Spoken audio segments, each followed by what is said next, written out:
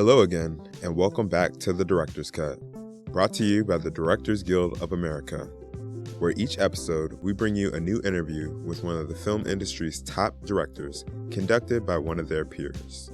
You can subscribe to our podcast on iTunes or our SoundCloud page at soundcloud.com/thedirectorscut.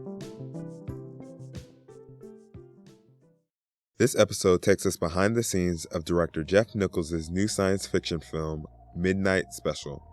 Starring Michael Shannon, a frequent collaborator with Mr. Nichols, the film follows a father desperate to protect his unusually gifted 8-year-old son, Alton, from both an extreme religious sect and a government task force bent on hunting them down. As father and son attempt to find Alton's ultimate purpose, their journey escalates to a nationwide manhunt as the two forces seek the boy's ability for their own ends. After a recent screening of the film at the DGA Theater in Los Angeles, Mr. Nichols spoke with director Jonathan Levine about making Midnight Special. Listen on for highlights from their conversation, including how Mr. Nichols' experiences as a new father with a young son inspired him to write the film, as well as how movies like Starman and Close Encounters of the Third Kind shaped his vision. Enjoy. All right. What's up, man? Hi. Congratulations. It's a fantastic film. I'm a member of the DGA, and I've never been in this building before. I live in Texas, so I don't get to come to any screenings, so it's a weird perspective to be seeing it from. So why don't you, I'll start with some boring questions. Sure. Why don't you tell us a little bit about how the idea came to you? Did you, when you finished Mud, did you have this script? Did you have an idea? How did it sort of start? When did it come along in your career? Yeah, so I had this idea back when I was thinking about Take Shelter. So, and when I say idea, just, the kernels of it. When I was making Take Shelter, I was struck by this idea of a man standing in my backyard over a storm shelter with 2 open storm doors.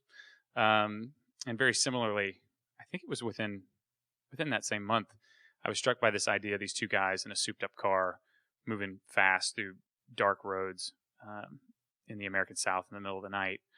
I had it connected to nothing. It wasn't connected to a boy with superpowers or even the sci-fi genre. It was just this image of these guys. And that came first. And oddly enough, I quickly applied the title Midnight Special, which had no significance whatsoever, other than I thought it just sounded cool. And it started to feel like a genre film. I knew I wanted to make a film that was weighted more on the genre side of things. With Take Shelter, I'd really been struck by this idea of making an art house genre film. And I knew that this one would be weighted more toward the genre. So, it started like that. But when I write, I always start on 2 tracks at once. You've got this plot track, which is all the genre elements and just all the details. But then there's this bigger thematic idea that I try and attach things to. And that's where the movies really start to become something. I can get pretty far along, actually, in a film like this into the chase without knowing what's going on, why I'm bothering anybody with this story. Right. And that's when I started thinking about my life, and I was in my first year of fatherhood. And that's when the thing really started to take shape. It's really interesting because when you look at Take Shelter and you look at this film, they both have they work as allegory in such strong ways that it's really interesting to me that it just started with an image. At what point does the sort of metaphorical significance enter into it, and then how strongly is that a guideline for you? How strongly do you adhere to it? Because they seem to me, both of those, less than Mud actually, but more than Mud actually, feel like very much stories about, Take Shelter is obviously about anxiety. Right. And this, to me, it has such strong allegorical significance as well. So, when the thought occurs, then it reinforms everything, but I don't like typing into a computer, like writing in Final Draft is definitely the last step. I heavily outline these things. And so I can get pretty far into the plot and it still feels fairly malleable. And for this film, I'll just get real specific about it. About 8 months in to my son's life, he had a febrile seizure, which is the body's reaction to a spike in fever. And although it has no long-lasting effects, it was terrifying for my wife and I. And we were just talking about the first year of fatherhood. You're kind of, you're sleep deprived. Your social life is changing. It's a whole sea change in your life. And this event just woke me up to the very real possibility that my son could die. And I was racked with fear from that. And I'd done enough with the other films to know that fear is a great catalyst for starting to conceive of a theme or an idea. Take Shelter is all about fear, but fear is not like a point in and of itself. Fear is not what the movie's about. The movie's about commitment and marriage and communication within marriage. And so I knew I had the fear, but I didn't know what the thought was. Right. And so I just started to think about, well, if I can't control whether or not my son dies, if I have no control over his environment, if I really don't have any control over who he grows up to be, why am I here? What am I doing? And it seemed like as a parent, it's our job to just constantly define who our kids are for themselves. What's their nature? Who are they really? Don't project my point of view onto it. Just try and understand who they are. And as they grow up, redefine that and help them understand it. And so that all of a sudden gave purpose to Mike Shannon's character in this movie in a very real way. It felt like an allegory for parenthood. You don't know what your child is, but you're desperately trying to find out before something terrible happens to them. That's really, I have a 6-month-old kid, and that's really interesting. And now I'm really scared about this. Thanks. It's going to be fine.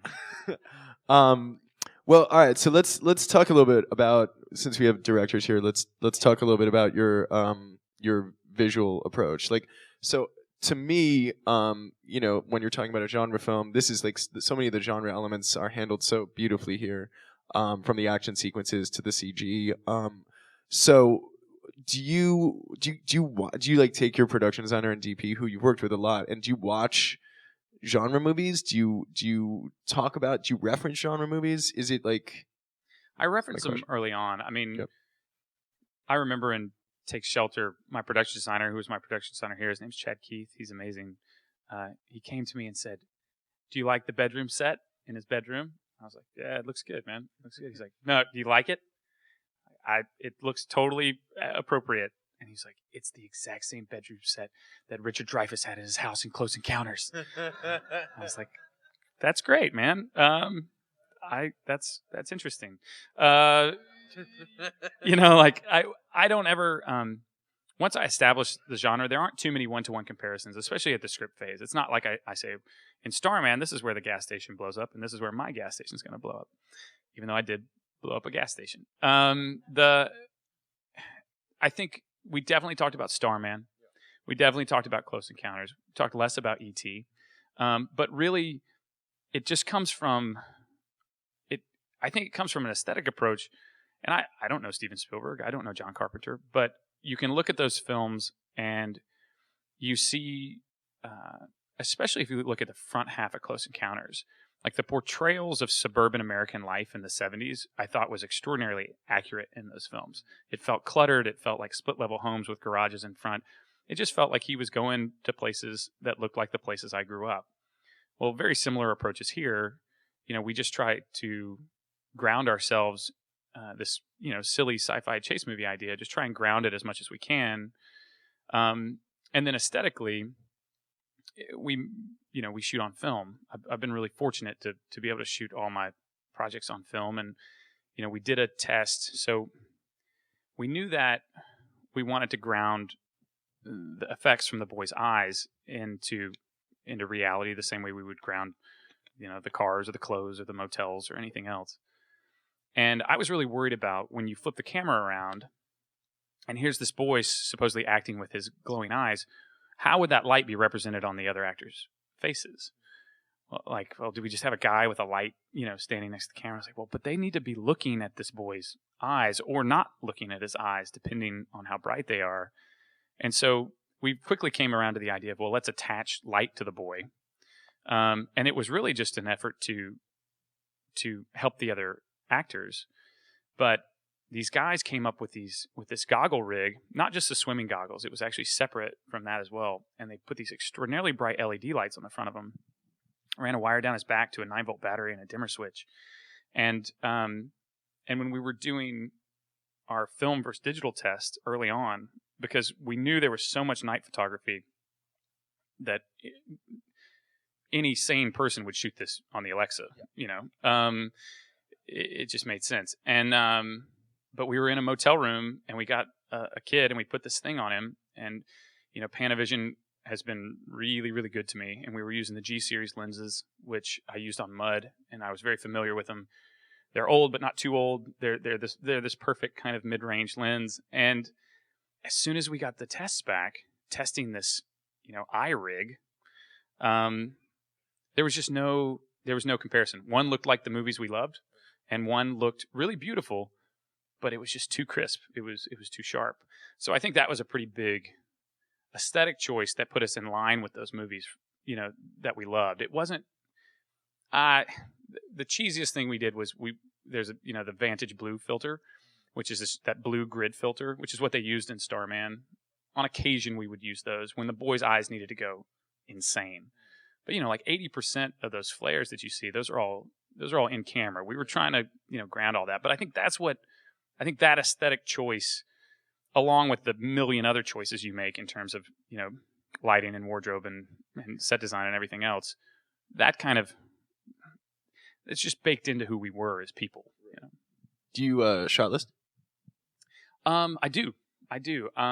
So do you know do you sit down with your DP and go through everything? Do you tell your DP? Do you talk about it together? I don't talk with my DP about it. No, we've worked on all the films together, and inevitably at some point you get behind during production, and every night, the night before, I'm doing a shot list. On this film, because there were, action sequences and things that I'd never dealt with before, I had a great storyboard artist out of Austin, actually. He works with Rodriguez and this guy named Mark Baird. So he did storyboards for me.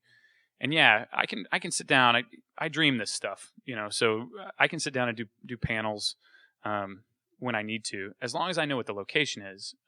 It always seems I could sit down and do storyboards for the whole movie, before we've done any scouting, but it's superfluous until you find where the door is and where the bathroom is and all that stuff. But typically what I do on days that don't involve action sequences or something, I just do a very simple shot list, and I'll sit and read the scene and think about. I just kind of watch it in my mind, and it's like shot 1A medium dolly, and I just write a short description of what the movement is.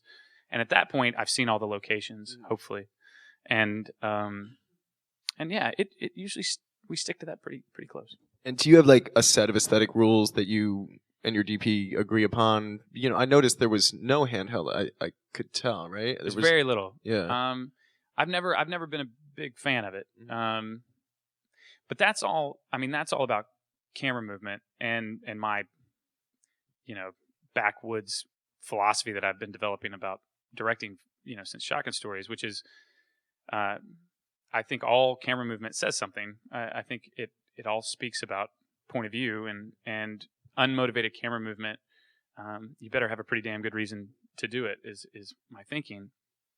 And if the reason why we shoot on film is because it's an organic format that I think really represents kind of the way we see the world, it's the same with camera movement. Like handheld camera just doesn't really represent the human eye very well. Right. I think Steadicam's better, but it can give itself away too.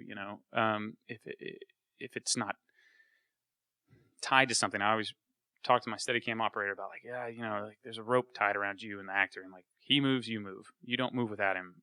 Now, of course, you break all those rules. Sure. Plenty of times. There's an unmotivated dolly move in the gas station scene when you reveal the stuff in the sky, but that seems motivated by giant, balls of fire falling out of the sky. So, but yeah, I have rules. I have rules when I write, and I have rules when I direct. And I just try to always ask myself, well, in Mud, for instance, Mud was entirely, except for like 3 scenes, from the point of view of the boy. So that was very easy. As a director, you just say, "Where's the boy?" And that's where the camera goes. It starts to affect height and everything else. It was just it was actually a really good film to be my first film with a Steadicam, because I'd never used one before, because it just helped me anchor it, to something, and anchor it to point of view. Midnight Special was the first film where that point of view could shift within a scene, so that at some point you're Joel Edgerton's point of view in the car, and then at another part in the scene you're the boy's point of view. So the camera's not in the front seat, it's in the back seat. I mean, we spent so much time in these damn cars, and it's because you couldn't just get one shot, not to have the scene really, move around the way it needed to. So it really, for me, it all just comes from point of view, and you just look at the beats in the scene and say, whose point of view is this, and that starts to tell you where the camera goes. Let's talk a little bit about your actors. This young man is phenomenal. Where did you find him? How did you get this performance out of him? Yeah, he came from CAA, which, yeah, that's so much less interesting than I thought. It's so not interesting.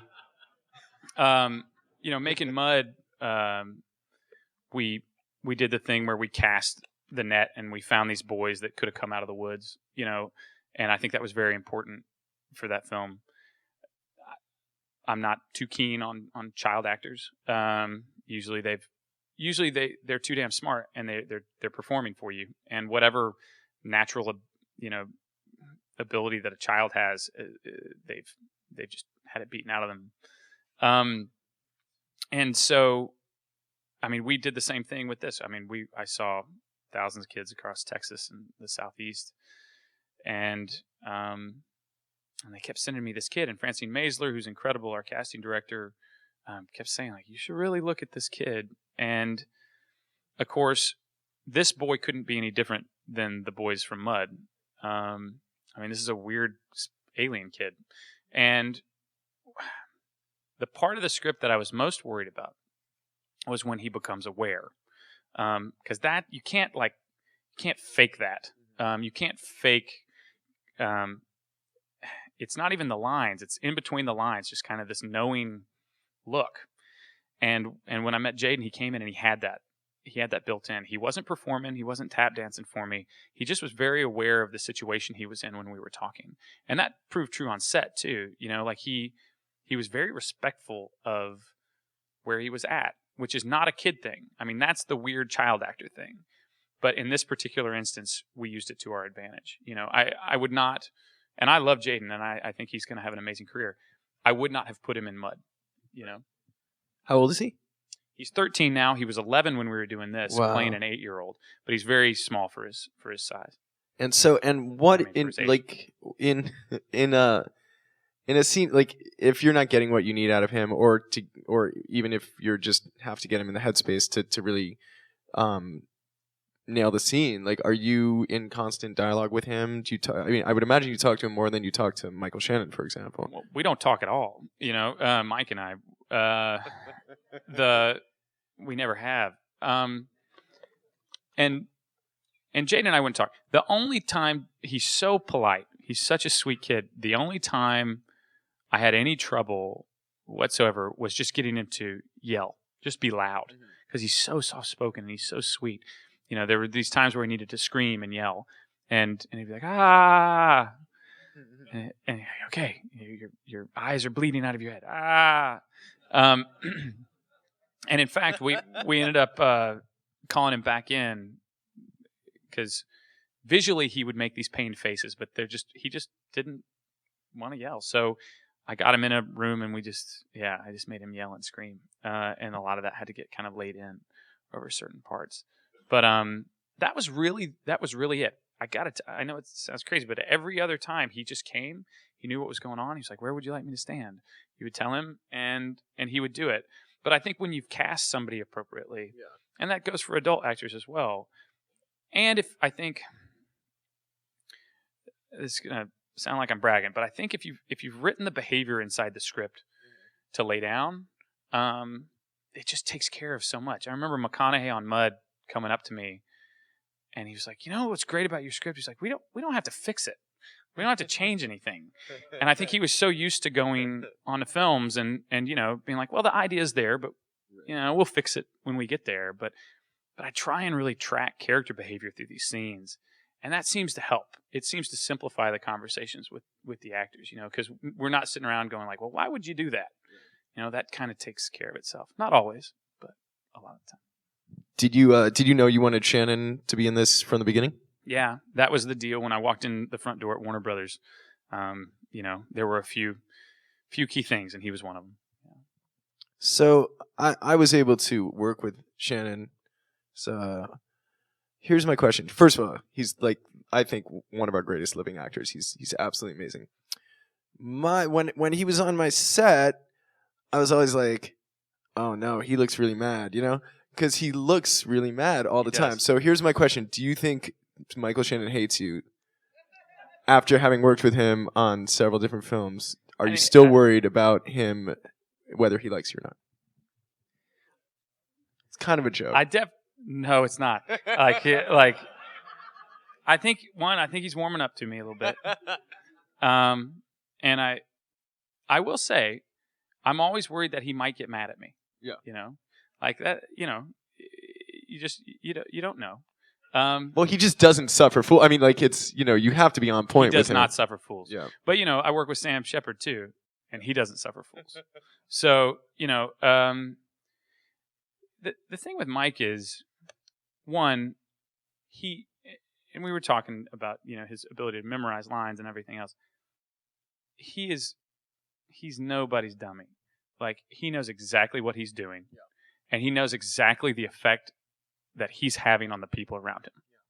So he's doing all of this for a reason.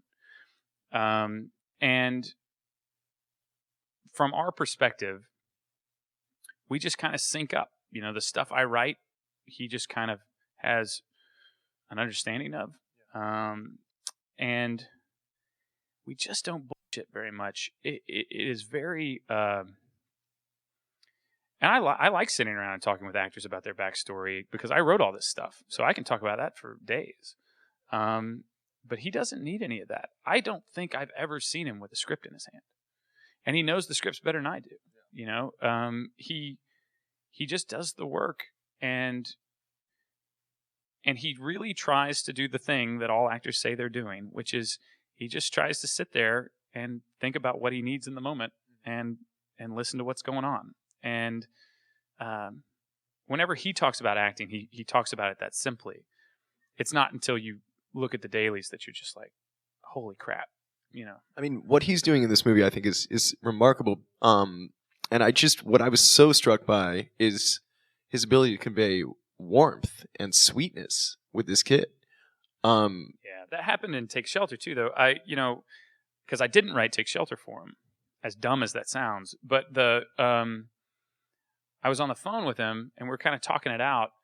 And he had a daughter. He has a daughter. She was younger then, and I heard him.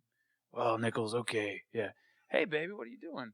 And I heard this shift in his voice, and I immediately it just was so obvious that that's something that he could do, because that's a really delicate role. Everybody in Take Shelter thinks he's gonna, when's he gonna pick up the hatchet and hit him in the head? And I never wrote it that way. He never does anything in that film to make you think he's going to hurt his family. Quite the opposite, actually. But that just becomes this kind of beneficial byproduct of Michael Shannon, that he gives you this question about maybe you could, but he's not like that at all, And this is even more pure than Take Shelter. I mean, there's no character arc for this character, He's just devoted from the beginning to the end, and he just plays that over and over and over again. I want to ask you one more question about that, but first I want to ask you about the score, which I thought was so remarkable. Who did it? Yep, a guy named David Wingo. Okay, yeah, and he's been working with me since Take Shelter. I met him through David Gordon Green, another friend of ours, and he had done the score for George Washington with another guy, and had been doing, I think he did Snow Angels and All the Real Girls. So he had kind of been cutting his teeth with David, but Take Shelter was the first film we worked on together. But this was really up his alley, you know. When I first started talking about it, you know, we were talking about Tangerine Dream scores and John Carpenter. And midway through production, he sent me that theme. He was like, "What do you think about this?" And I just listened to it every day on the way to work because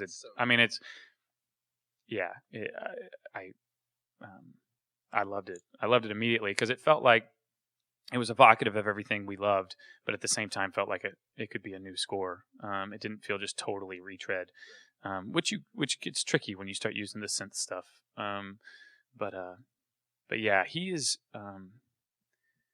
there's this handful of people, you know, my producers, Brian Cavanaugh Jones and Sarah Green, but my cinematographer, Adam Stone, my production designer, Chad Keith, David Wingo, and my editor, Julie Monroe, like they've been with me now. And like they define how these films feel, I think, as much as I do, for sure. I think that's kind of incredible because to be able to work with this same group of collaborators and to keep kind of growing together is remarkable. Is that you're locked with them? Like it's always them? I mean, with Warner Brothers, that was the same. Warner Brothers was great. There was never any question about it. But yeah, had they said, "Look, you can have Mike Shannon, you can have $19 million, whatever it is, but you can't have go get a big time cinematographer." Yeah, I would have just had to leave. Yeah, and it's not me puffing my chest out and saying how cool I am. It's because it's how much I lean on these people, you know, and we've developed together, and I think we're all getting better.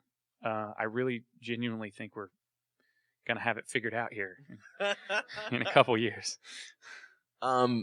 So let me tell you my interpretation of as a new father, and you tell me if I'm wrong, or don't, or tell me don't analyze it.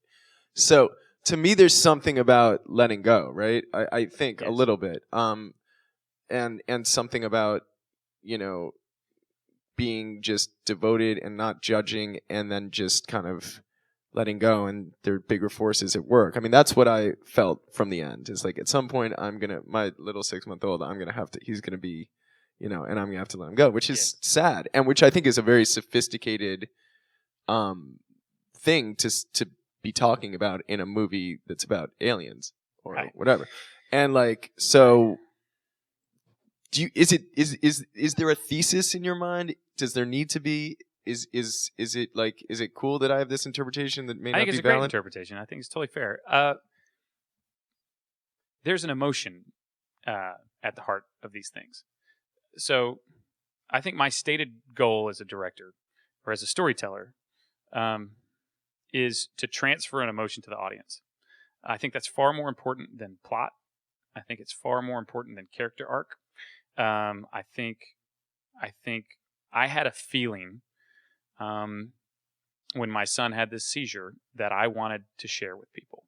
I had a feeling when Sandy Hook happened that I still haven't gotten over. And it is palpable.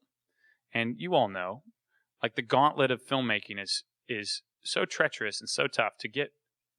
You have to find a feeling that's palpable enough to make it through all these different phases and still be there when all the crap is done. And to me, what you're talking about, yes, it's the natural progression of parenthood to let your children go. You just hope they leave for college, and that's how that works. But what it points out is this it's a beautiful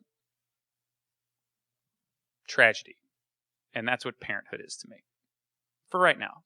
My son's 5 now and it's evolving. But like, isn't it beautiful that they leave us? Isn't that what makes us love them so much? But it's still so sad. Yeah. It's just, that's what it is. I'm in a constant state of happiness and sadness. And that's a much more difficult thing than what was at the heart of Take Shelter. I think Take Shelter, in a lot of ways, might be a more successful film simply because that emotional idea was so much clearer. Here, it's very hard for me to even, explain it. Right. But I think you feel it. I know I feel it, and I wanted people to feel it, and that's all I care about. Like when the kid jumps out of the car at the end, and Mike Shannon betrays himself and calls back after him, like that's it. That's the whole movie for me. In fact, there was one journalist that told me I should have ended the movie there. I told her she was wrong, but but you know that's what it is. It's this weird, just duality of love and not fear, but love and sadness. That's what parenthood is, and that's what I was going for. There's a real minimalism to that scene as well, you know, and I mean to a lot of the movie, it's very sparse, the dialogue and stuff like that. Is that obviously that's a choice, but did you ever think to milk that moment more? Did you ever think to? I'm just curious. Yeah, I mean we worked on the edit of that pretty specifically, but it was always written like that. And in fact, I remember Kirsten. She was like, "It's so mean that I'm pulling him away." I was like, "But you have to pull him away. You have to pull him away, and it has to happen quickly, because that's what's going to be so beautiful about it. If he hung out and got to say goodbye, that doesn't work. And so I think though, when it comes to the minimalist dialogue, that comes from a whole other part of my evolution as a writer. My first film, Shotgun Stories, Mike Shannon has this wound in his back with these shotgun pellets that have grown over and healed over. And all these different characters throughout the film give an explanation for why they think that happened. And you never really know. And the night before I sent the script to Mike Shannon for the first time, I just kept working on this one monologue where his brother explains it to the audience. And it was terrible. It was the worst thing ever. And I deleted it. And the script immediately got better because there was no reason for that character to be saying that in that scene. It was blatant exposition. And I felt so compelled, though, because the story was so good about how he got shot. It meant so much. Surely people need that, but they don't. They don't. In fact, I would venture to say they prefer not having it. Now, this film is that experiment gone to an extreme, possibly too far. But I think what that experiment kind of taught me about writing is to treat dialogue just like action. So you have lines of action, lines of dialogue. Lines of action are behavior. The character walks across the room, he sits down. Lines of dialogue should just be behavior. They are not a device for us to get story through, and just relieve yourself of that. Just take that out of the equation. And if you're doing it, stop it. And what happens from that is it really forces you, especially in the writing stage, to come up with situations that demand the exposition. You know, there's exposition in the film. Like Joel's character tells Kirsten his entire backstory, but that's because that felt like she would come out and ask about who this man was, and she didn't know. So that I'm fine with. So it's not that you can't have exposition. It just, you have to challenge yourself, I think, to make it spring naturally out of the behavior of the characters within the scenes. And that's really where this kind of style comes from. And I'm still working on it. I'm still, you know, working on the calculation. I don't think I got it 100% right in this one, to be honest. But there are lots of places where I think I got it right. Well, I think it's a fantastic calibration. Thank you. And on that note, thank you so much, man. Thank you, guys. I'm flattered to be here. Thank you, everyone. Have a great Sunday night. Thank you for listening to this DGA Q&A. You can watch video of all our award season Q&As on our website or our YouTube channel. And you can also check out any of our preview podcast episodes from this season. And stay subscribed to The Director's Cut for more Q&As and highlights from other DGA events, as well as selections from our archive. Also on our website, you can explore our visual history program with long-form oral history interviews that delve deep into the careers of veteran DGA members. Check out the program at dga.org/craft/visual history. If you're enjoying The Director's Cut, Please subscribe to it on iTunes or our SoundCloud page at soundcloud.com/thedirectorscut. And leave us a review. We'd love to hear your feedback. We hope you hear from us soon.